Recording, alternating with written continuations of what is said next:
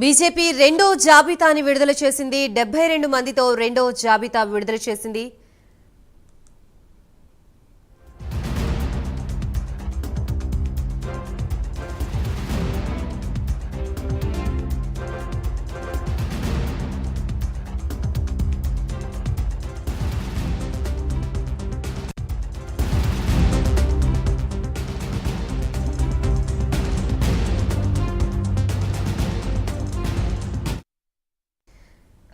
Breaking news చూస్తున్నాం. BJP తన లోక్సభ ఎన్నికలకి అభ్యర్థుల్ని రెండో జాబితా ప్రకటించడం జరిగింది. మహబూబాబాద్ నుంచి సీతారాం నాయక్ ని ప్రకటించారు. అలాగే తెలంగాణలో 6 స్థానాలకి బీజేపీ లోక్సభ అభ్యర్థుల ప్రకటన అనేది ఇవ్వడం జరిగింది. దీంట్లో రెండో జాబితాకి విడుదల చేసిన వారి పేర్లు అయితే ఇలా ఉన్నాయి, చూద్దాం. 72 మందితో రెండో జాబితా విడుదల చేయడం జరిగింది. మహబూబాబాద్ నుంచి డీకే అరుణ,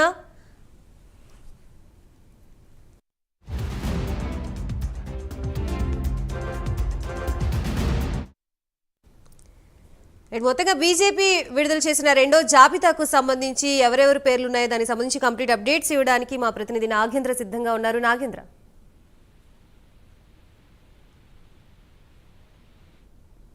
బీజేపీ దూకుడుగా ముందుకు వెళ్తుంది. అన్ని పార్టీల కంటే ప్రస్తుతం తెలంగాణ రాష్ట్రంలో ఒకవైపు కాంగ్రెస్ పార్టీ, మరొకవైపు బీఆర్ఎస్ కంటే ముందుగా ప్రస్తుతం బీజేపీ మొదటి విడత తొలి జాబితాలోనే 9 మంది పార్లమెంట్ అభ్యర్థులను ప్రకటించగా, తాజాగా కొద్దిసేపటి క్రితమే రెండవ జాబితాలో 6 పార్లమెంటు సభ్యుల్ని అభ్యర్థులుగా ప్రకటించింది. దాంట్లో భాగంగా ప్రస్తుతం ఈ రోజు ప్రకటించినటువంటి రెండవ జాబితాలో ప్రధానంగా మహబూబ్ నగర్ నుంచి డీకే అరుణ, ముందు నుంచి కూడా డీకే అరుణ వర్సెస్ మధ్య జితేందర్ రెడ్డి మధ్య మహబూబ్ నగర్ కు సంబంధించినటువంటి టికెట్లు ఆశించినప్పటికీ డీకే అరుణకే మహబూబ్ నగర్ టికెట్ కేటాయించినటువంటి పరిస్థితి అయితే కనిపిస్తుంది. దాంతో పాటు మరొకవైపు నల్గొండ పార్లమెంటు నియోజకవర్గం నుంచి సైదిరెడ్డిని అభ్యర్థిగా ప్రకటించడం జరిగింది. దీంతో పాటు పెద్దపల్లి నియోజకవర్గం నుంచి గోమా శ్రీనివాస్ ని అభ్యర్థిగా ప్రకటించారు. దీంతో పాటు మహబూబాద్ నుంచి సీతారాం నాయక్ తో పాటు అదే విధంగా ఆదిలాబాద్ నుండి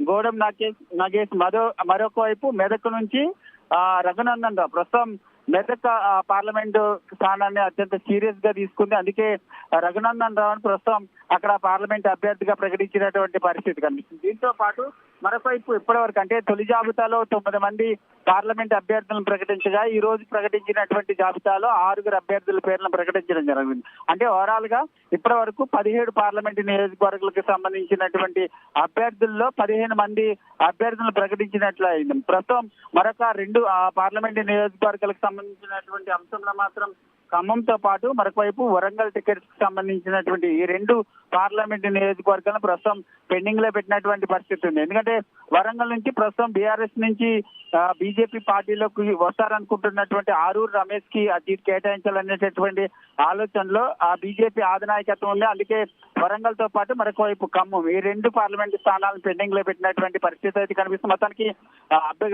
ఒకవైపు బీజేపీ పార్లమెంటు అభ్యర్థులందరినీ కూడా ప్రకటిస్తూ దూకుడుగా ముందుకు వెళ్తున్నటువంటి పరిస్థితి అయితే కనిపిస్తుందని చెప్పాలి. Gayatri, right, thank you Nagendra.